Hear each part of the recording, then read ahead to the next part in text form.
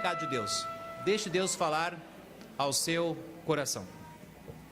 Tirou. Tá vindo uma água nova para ti? Fica à vontade. Deixa o teu pendrive lá já. Precisa de alguma coisa? Fica à vontade.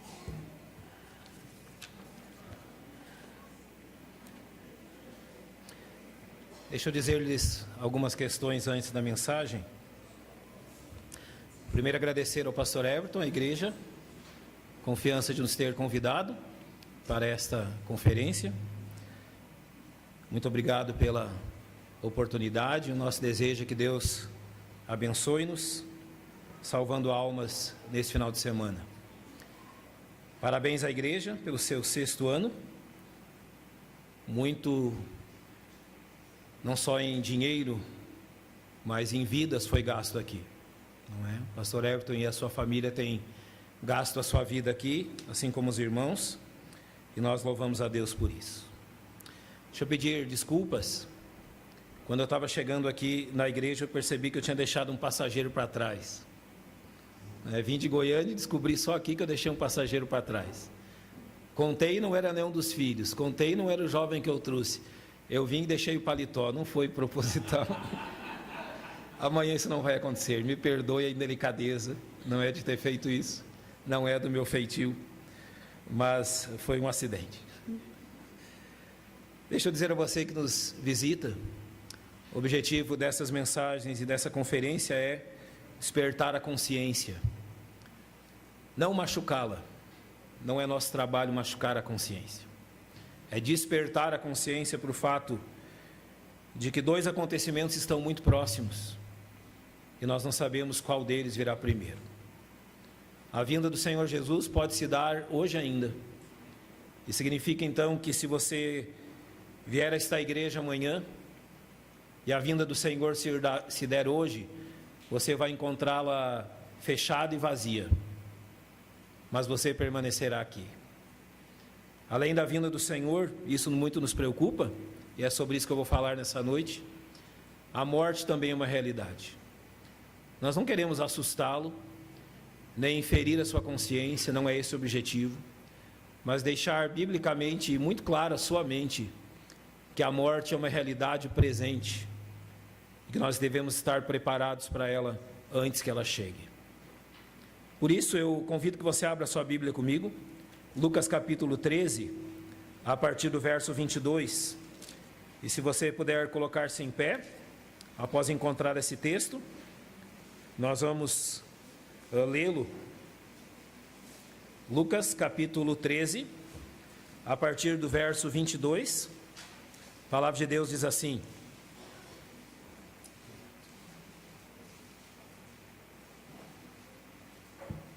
(22 a 30) E percorria as cidades e as aldeias, ensinando e caminhando para Jerusalém. E disse-lhe um: Senhor, são poucos os que se salvam? E ele lhe respondeu: Esforçai-vos para entrar pela porta estreita, porque eu vos digo que muitos procurarão entrar e não poderão. Quando o pai de família se levantar e cerrar a porta, e começardes de fora a bater a porta, dizendo: Senhor, Senhor, abre-nos. E respondendo ele vos disser: Não sei de onde vós sois. Então começareis a dizer: Temos comido e bebido na tua presença, e tu tens ensinado nas nossas ruas. E ele vos responderá: Digo-vos que não vos conheço, nem sei de onde vós sois. Apartai-vos de mim, vós todos os que praticais a iniquidade. Ali haverá choro e ranger de dentes, quando virdes Abraão, Isaque e Jacó, e todos os profetas no reino de Deus, e vós lançados fora. Virão do oriente, do ocidente, do norte e do sul, e assentar-se-ão à mesa no reino de Deus. E eis que derradeiros há que serão os primeiros, e primeiros há que serão os derradeiros. Nosso Deus e nosso Pai, nós estamos na Tua casa, tendo a Tua palavra aberta diante de nós. Confiamos na ação do Teu Espírito Santo, iluminando o entendimento de cada um aqui. E porventura, Pai, existirem entre nós pessoas que não conhecem ainda a Cristo como seu Salvador. Que o Teu Espírito Santo, ó Deus, fale-lhes a consciência, para que despertem para o grande perigo que está sobre as suas vidas e se refugiem em Cristo. É o que nós rogamos em nome do Salvador. Amém. Podem se assentar, irmãos. Eu quero começar a mensagem por uma história. Eu trabalhei durante 8 anos no Paraná, na fronteira com o Paraguai. Eu cheguei lá em 2004. E quando eu cheguei lá, aconteceu uma coisa em Assunção. Ficava mais ou menos 400 quilômetros da onde nós morávamos. E que chamou muito a minha atenção. Eu, inclusive, já usei o exemplo daquele dia com os irmãos em Goiânia, e eu quero usar com vocês também. Eu vou ler aquilo que foi publicado sobre o que aconteceu em Assunção naquele dia, eu quero que você preste bem atenção. O incêndio do supermercado Iquá Bolanhos ocorreu em 1º de agosto de 2004, na cidade de Assunção, no Paraguai. O supermercado de 3 andares e o complexo comercial que incluía restaurantes, escritórios e uma garagem de estacionamento subterrânea pegaram fogo, causando 2 explosões no 1º andar. Para piorar a situação, quando o pânico tomou conta do estabelecimento, os donos e o gerente fecharam as portas do local para evitar que as pessoas saíssem sem pagar. O fogo demorou 7 horas para ser controlado pelos bombeiros. Inicialmente, relatou-se que pelo menos 275 pessoas morreram, incluindo muitas crianças. Porém, o relatório final confirmou 374 mortes, deixando 204 crianças órfãos. 9 foram dados como desaparecidos, os seus corpos não foram encontrados. E quase 500 pessoas foram feridas. Acredita-se que a causa foi uma chaminé defeituosa, por onde escaparam gases inflamáveis quentes no teto e que então iniciaram o fogo pelo forro. O grande trauma que isso trouxe para a cidade de Assunção, e isso foi percebido logo de início, foi que aquelas mais de 300 pessoas que morreram, elas não foram consumidas pelas chamas. Elas foram encontradas mortas junto às portas daquele supermercado, amontoadas. Uma pilha de corpos junto da porta. E a porta pelo lado de fora havia sido cadeada. Um cadeado havia sido passado, enquanto as pessoas batiam na porta e morriam asfixiadas. Elas literalmente morreram porque as portas foram fechadas. Elas literalmente morreram porque a ganância do homem é maior do que a misericórdia dele. E aqueles homens, temendo o prejuízo, fecharam aquelas portas, causando mais de 300 mortes. Mais de 200 crianças ficaram órfãs e mais de 500 pessoas se machucaram. Eu lembro das imagens do jornal no Paraguai naquele dia. No desespero, os bombeiros não conseguiram abrir as portas, eles estavam forçando, mas o número de corpos para dentro era tanto que não havia como empurrar as portas. E elas não cediam para fora, eles pegavam as paredes e eles furavam as paredes para ver se eles conseguiam tirar alguém vivo ainda lá de dentro. Mas infelizmente essa tragédia foi real e aconteceu. E eu gostaria de usá-la como um exemplo daquilo que é a nossa vida. Eu não vou ser longo, eu vou ser sucinto naquilo que eu vou lhe dizer. E eu gostaria que você prestasse muita atenção nisso. A primeira coisa que eu gostaria de dizer a vocês é que nenhuma daquelas pessoas percebeu que a última hora da vida delas havia chegado. Quando elas entraram naquele supermercado, não haviam pessoas com cartazes dizendo que elas morreriam dali a alguns minutos. Quando elas entraram naquele lugar, não havia pessoas com um microfone, uma caixa de som avisando que mais de 300 delas morreriam naquela tarde. Quando elas adentraram naquele lugar, não havia nenhum cartaz ou alguém dizendo a elas que elas não sairiam dali vivas. E usando de uma imaginação santa, vamos dizer assim, mesmo que houvesse alguém com um cartaz e aos berros dizendo que elas não entrassem ali naquela tarde, porque ali elas morreriam, eu tenho minhas dúvidas se alguém realmente deixaria de entrar. Possivelmente as pessoas olhariam para aquele homem, e mesmo que ele tivesse uma Bíblia em suas mãos dizendo, olha, não entrem aí, vocês perderão a sua vida aí, eu creio que o que elas fariam seriam zombar daquele homem, rir-se do que estava sendo dito, e como se tudo estivesse normal, adentrariam ali, naquele lugar. Ninguém recebeu um aviso que a última hora da sua vida havia chegado. E da mesma forma, a morte não manda um aviso, um telegrama, um e-mail ou um zap dizendo que é a última oportunidade que você tem de acertar a sua vida com Deus. Deus não vai te mandar um aviso do céu, e olha, eu vou dizer isso com tristeza, mesmo que Deus fizesse isso, você zombaria do aviso de Deus. Mesmo que um homem com uma Bíblia diante de você dissesse que agora é a última hora da sua vida, você zombaria daquele homem, você zombaria da mensagem, você zombaria de Deus e continuaria a sua vida. Sabe por quê? Porque a cegueira do pecado é assim mesmo. Ainda, jovens e pessoas saudáveis não foram poupadas naquela tragédia. Não. Haviam muitas crianças entre os mortos. Os pais, ainda pela forma que os bombeiros encontraram os corpos, eles viram que os pais procuravam defender os filhos das chamas, mas todos pereceram.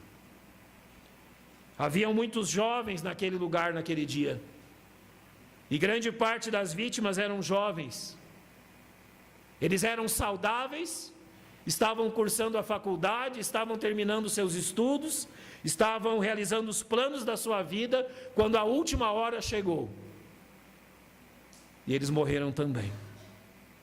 Em Romanos 5,12, a Bíblia nos diz que por um homem entrou o pecado no mundo, e pelo pecado a morte, assim também a morte passou a todos os homens, por isso que todos pecaram. Isso nos lembra, em primeiro lugar, que a morte é uma realidade de todos nós.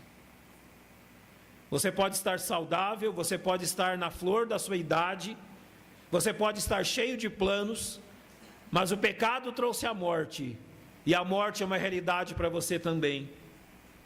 Gênesis capítulo 3, verso 19 diz que do suor do teu rosto comerás o teu pão, até que tornes a terra, porque dela foste tomado, porquanto és pó, e em pó te tornarás.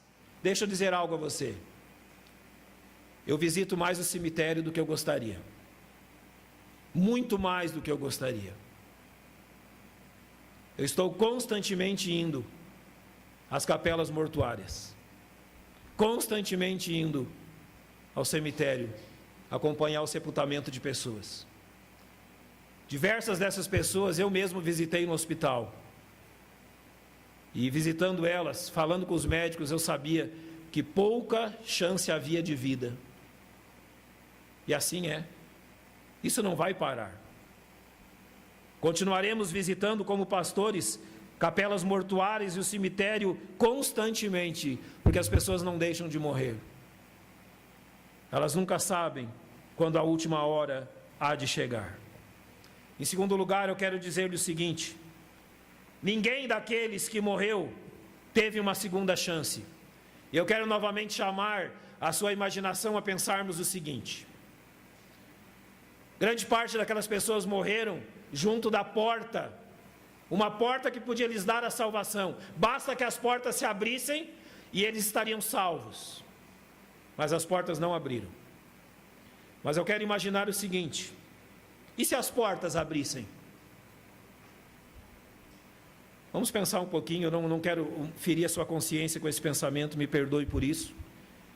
Nós conseguimos imaginar no que aquelas pessoas estavam gritando nos seus últimos instantes? Se elas estavam chamando por Deus, clamando que alguém abrisse a porta, se elas estavam clamando por uma nova chance, se elas estavam clamando pelo perdão dos seus pecados, nós não sabemos. Mas cremos que em grande desespero e agonia elas perderam a sua vida. E podemos pensar sim que muitas delas clamavam a Deus. Mas o que eu quero dizer é que não houve uma segunda chance para ninguém. Não houve uma segunda chance de recomeçar a vida. Não houve uma segunda chance de sair dali. O momento da morte havia chegado e não houve escapatória. Em Lucas capítulo 12, versos 16 a 20, a Bíblia conta a história de um homem que a sua terra deu abundante fruto. Ele estava ganhando muito dinheiro com isso. E quando a sua terra deu abundante fruto, ele simplesmente soube dizer: olha, eu vou derrubar os meus celeiros não são capazes de guardar as minhas riquezas. E ele derrubou os celeiros dele. Ele construiu outros maiores. E construindo outros maiores, ele voltou-se para si mesmo e disse: alma, tens em depósito muitos bens para muitos anos, come, bebe, regala-te e folga. Ele estava tranquilo, tudo estava bem, o sucesso havia batido a porta, as riquezas estavam ali, não havia queixa de sorte alguma. Mas quando você continua lendo o texto, é o momento que Deus entra aqui na questão. E a primeira coisa que Deus diz para ele é: você é louco. Hoje te pedirão a tua alma, e o que tens preparado, para quem será? Ele está dizendo o seguinte: olha, você guardou tudo isso, mas você não tem a mínima ideia de quem usará a riqueza que você granjeou nesses anos todos. Você é um louco. Eu quero dizer com isso que você pode estar muito feliz com tudo que você tem conquistado. Você tem a sua casa, você tem o seu carro, você tem bom dinheiro no banco, você tem tudo aquilo que sempre quis. Mas olha, deixa eu dizer-lhe algo: você não sabe quem usará isso. A morte pode chegar hoje, mas é a ilusão do pecado que não te permite perceber isso. Assim como aquele homem, você não percebe isso. Você está tão empolgado com aquilo que você possui, que você é incapaz de perceber a sua própria loucura. A morte chegará e você não sabe o que fazer. Em Lucas 16, o Senhor conta um segundo exemplo, e aqui não é uma parábola, mas uma história real, de um homem que em vida teve muitos bens, mas que na sua morte encontrou a condenação. A Bíblia não diz o seu nome, apenas diz que ele era um homem rico, mas a Bíblia diz o nome de um homem que estava com ele, o nome dele era Lázaro.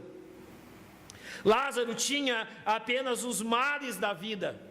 Ele esperava então as migalhas caírem da mesa do rico para se alimentar delas.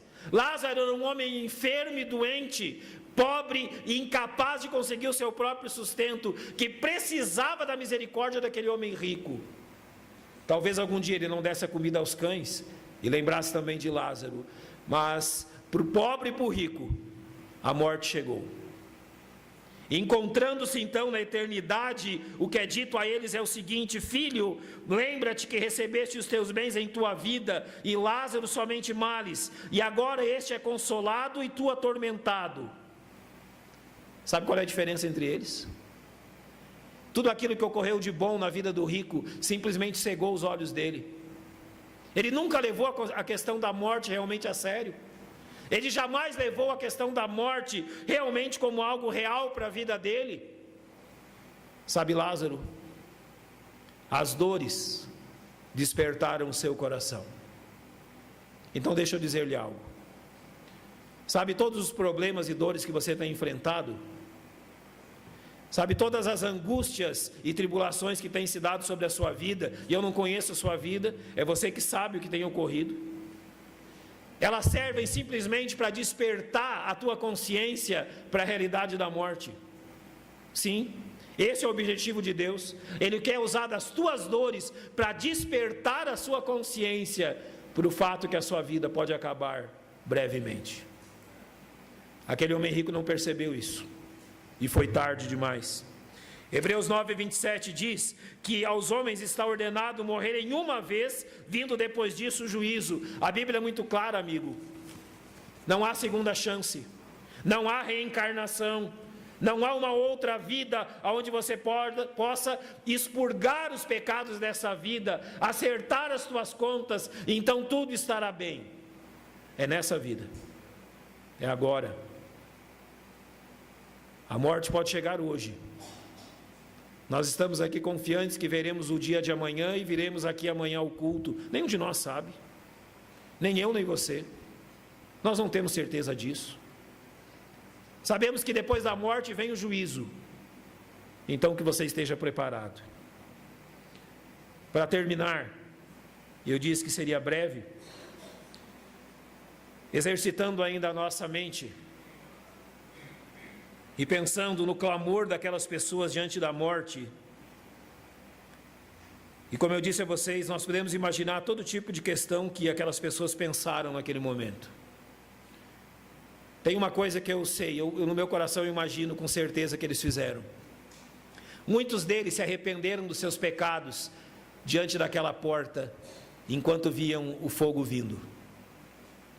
Aquela multidão se espremendo na porta, o fogo vindo e queimando o forro e queimando os produtos daquele mercado, e cada vez mais o calor se aproximando. A consciência começa a lembrar de pecados que eles estavam vivendo. E eu fico imaginando e pensando quantos deles não clamavam dizendo: meu Deus, se o Senhor abrir essa porta, eu nunca mais cometo esse tipo de pecado. Senhor, se tu abrir essa porta, eu vou mudar de vida, eu vou para a igreja, eu vou passar a ler a Bíblia. E talvez muitos deles diziam assim: eu vou passar a ser um crente, eu vou abandonar essa vida de pecado e a partir de agora eu vou para a igreja, eu vou te servir, eu nunca mais vou cometer o tipo de pecado que até hoje eu cometi. Então aqui deixa eu exercitar a memória e a mente novamente e dizer: e se as portas tivessem sido abertas? Você acha que eles cumpririam a sua promessa? Deixa eu ser sincero com você. Se aquelas portas tivessem sido abertas, eles nem lembrariam do que tinham prometido. O perigo tinha passado. Não tinha mais desespero, não tinha mais fogo, não tinha mais morte, não tinha mais nada. Deus não precisa me salvar, alguém já abriu a porta. E até de Deus esqueceriam. Eu quero mostrar-lhe, em primeiro lugar, que a Bíblia nos chama ao arrependimento. A Bíblia diz, e essa é uma ordem de Deus, que todo ser humano precisa chegar ao arrependimento. O que é o arrependimento? É a concordância com Deus que eu sou um pecador, que eu não sou aquilo que eu estou pensando, que eu sou sim aquilo que a Bíblia tem dito de mim, um miserável pecador esperando a morte e o inferno. Não, eu não mereço o céu, é o inferno o meu lugar. Não, eu não mereço as bênçãos de Deus. O tipo de vida que eu levo merece sim a condenação eterna. E permita-lhe dizer, enquanto você não concordar com Deus com isso, não muda nada. Enquanto você não concordar que Deus está certo e você está errado, não muda nada.